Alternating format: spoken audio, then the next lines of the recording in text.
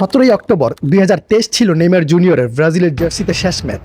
October 2023 থেকে এখন পর্যন্ত নেইমার জুনিয়র ব্রাজিলের জার্সিতে কোনো ম্যাচ খেলতে পারে নাই। বাট কেন? ইনজুরি, আনফিট আর রিস্ক, এই তিনটা মেইন কারণ ছিল। বাট রিসেন্টলি নেইমার জুনিয়র যেমন পারফরমেন্স করতেছে, এটা দেখার পর যেই কোনো কোচ চোখ বন্ধ করে বলবে নেইমার জুনিয়র আমার স্কোয়াডে আছে। যদিও মাঝখানে আমরা কিছু রিপোর্ট শুনতে পাইছি ব্রাজিলিয়ান ম্যাক্সিমাম পাবলিক চায় না নেইমার জুনিয়র ব্রাজিলের জার্সিতে ব্যাক করুক। এর মেন কারণ কি ছিল? এর মেন কারণ নেইমার জুনিয়রের ইনজুরি। নেইমারের পারফরমেন্স নিয়ে আপনি কখনোই প্রশ্ন তুলতে পারবেন না। তবে এর মধ্যে আমি একটা প্রশ্ন রাখতেছি। আমি প্রশ্ন রাখতেছি কেন? এটা শুধুমাত্র আমার প্রশ্ন না, এটা ব্রাজিলিয়ানদের প্রশ্ন, নেইমার ফ্যানদের প্রশ্ন। এই যে নেইমার জুনিয়রের মধ্যে এত পরিবর্তন, সেই 2023 মাঝখানে 24 গেল, এখন 25।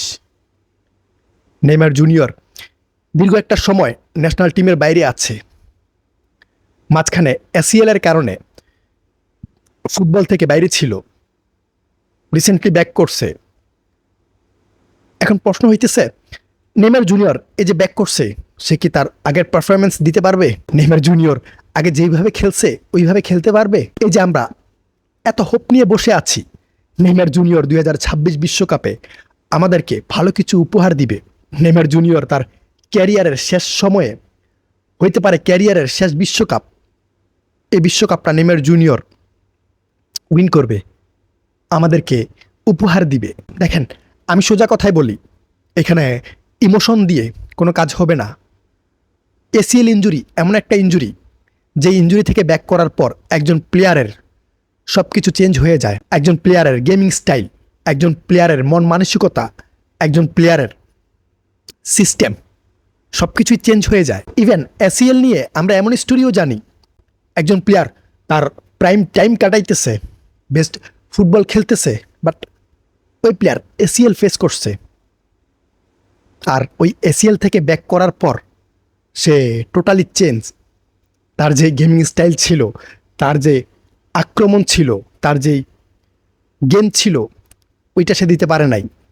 আর এমন স্টোরিও আছে, প্লেয়ার ACL থেকে ব্যাক করার পর তার ক্যারিয়ারের ইতি টানছে। কেন? সে কন্টিনিউ করতে পারে নাই, তার মন মানসিকতা ভেঙে গেছে, বা তার গেমিং স্টাইল চেঞ্জ হওয়ার কারণে ফর্ম চলে গেছে। যদিও এখানে নেইমার জুনিয়র একটু আলাদা। এই যে আমরা যত কথাই বলি, নেইমার জুনিয়রের ফার্স্ট প্রায়োরিটি ফুটবল না, তার পার্সোনাল লাইফ। বাট আমি যদি এই সব কিছু সাইডে রাখি, নেইমার জুনিয়র ACL থেকে ব্যাক করার পর যেইভাবে খেলতেছে, তার মধ্যে যে কনফিডেন্স, ওইটা থেকে আমরা বুঝতে পারতেছি নেইমার জুনিয়র অ্যাকচুয়ালি ফুটবলটাকে কতটুকু ভালোবাসে। ভাই, নেইমার জুনিয়র ACL থেকে ব্যাক করছে, ব্যাক করে স্যান্তোসে জয়েন করছে। এখন স্যান্তোসের প্রত্যেকটা ম্যাচে নেইমার জুনিয়র তার টপ ক্লাস পারফরমেন্স দিতেছে। তার যে গেমিং স্টাইল, ওইটা আমরা খুঁজে পাইতেছি। তার যে ফিটনেস ছিল, ওইটা আমরা দেখতে পাইতেছি। নেইমার জুনিয়র স্কোর করতেছে, নেইমার জুনিয়র ম্যাচে ইম্প্যাক্ট রাখতেছে। স্যান্তোস এমন একটা টিম, এখানে কয়জন প্লেয়ার ভালো ফুটবল খেলে? আমার তো মনে হয় না এখানে নেইমারের সাথে খেলার মতো কোনো প্লেয়ার আছে। বাট নেইমার এখানে খেলতেছে। আমরা যতটুকু বুঝতে পারতেছি, ঠিক এই মুহূর্তে নেইমার জুনিয়র ব্রাজিলের স্কোয়াডে ব্যাক করার জন্য সম্পূর্ণ ফিট। হ্যাঁ, নেইমার জুনিয়র আগেও ফিট ছিল। ইকুয়েডর এবং প্যারাগুয়ের বিপক্ষে আমাদের যে দুইটা ম্যাচ ছিল, ওই দুইটা ম্যাচে কার্লো অ্যানচেলত্তি চাইলে কিন্তু নেইমার জুনিয়রকে ব্যাক করাইতে পারত। বাট কার্লো অ্যানচেলত্তি কী চাইছে? কার্লো অ্যানচেলত্তির কথা হইতেছে, ভাই সে ফিট থাকুক, আমি তাকে একটু টাইম দেই, তার যে এনার্জি, তার যে ফিটনেস, ওইটা পারফেক্ট হোক, যেন সে ব্যাক করে কোনো প্রবলেম ফেস না করে। আমরা যতটুকু জানি, লাতিন আমেরিকান যে টিমগুলা, ওই টিমগুলা ফিজিক্যালি ডমিনেট করে, যেটা নেইমার জুনিয়রের জন্য ঝুঁকি হইতে পারে। এটা রিস্ক। আমরা দেখি নেইমার জুনিয়র কি পরিমাণ ট্যাকলের শিকার হয়, নেইমার জুনিয়রকে কি পরিমাণ বাধা দেয়। ওটা আমরা সবাই দেখি, যার কারণে কার্লো অ্যানচেলত্তি ভাবছে এখন সে ব্যাক না করুক, তাকে আমি পরবর্তী ম্যাচের জন্য রাখবো। এখন আমরা বলতে পারি আমাদের যেই দুইটা ম্যাচ, পরবর্তী যে দুইটা ম্যাচ, ওই দুইটা ম্যাচ, একটা বলিভিয়ার বিপক্ষে আর একটা চিলির বিপক্ষে, ওই দুইটা ম্যাচের জন্য নেইমার জুনিয়র স্কোয়াডে থাকতেছে। কার্লো অ্যানচেলত্তি নেইমার জুনিয়রকে স্কোয়াডে অবশ্যই রাখবে। ভাই সে টপ পারফরমেন্স দিতেছে, এখনই সুযোগ নেইমার জুনিয়রকে স্কোয়াডে নিয়ে আসার, 2026 বিশ্বকাপের জন্য তাকে প্রস্তুত করার। আমরা অলরেডি 2026 বিশ্বকাপের জন্য কোয়ালিফাই করে ফেলছি। এখন এই যে দুইটা ম্যাচ, ওই দুইটা ম্যাচ আমাদের খেলতে হবে।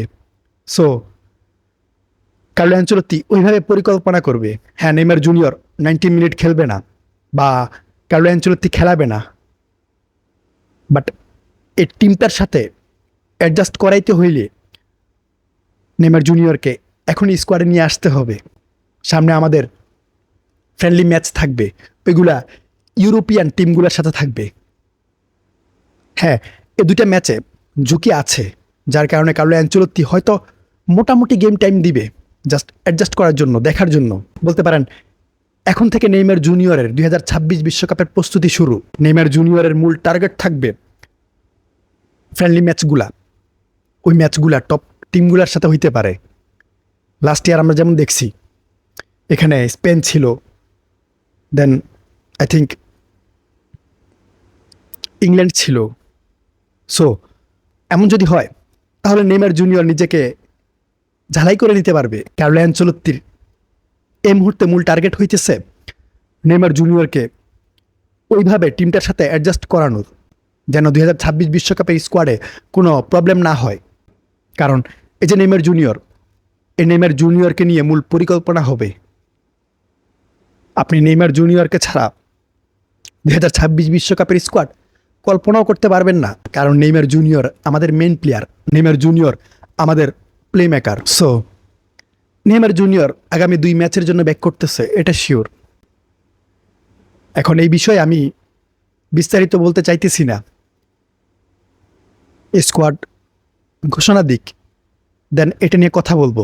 তবে এই মুহূর্তে আপনারা শিওর থাকেন নেইমার জুনিয়র ব্যাক করতেছে, আমরা নেইমার জুনিয়রকে আবার হলুদ জার্সিতে পাইতেছি।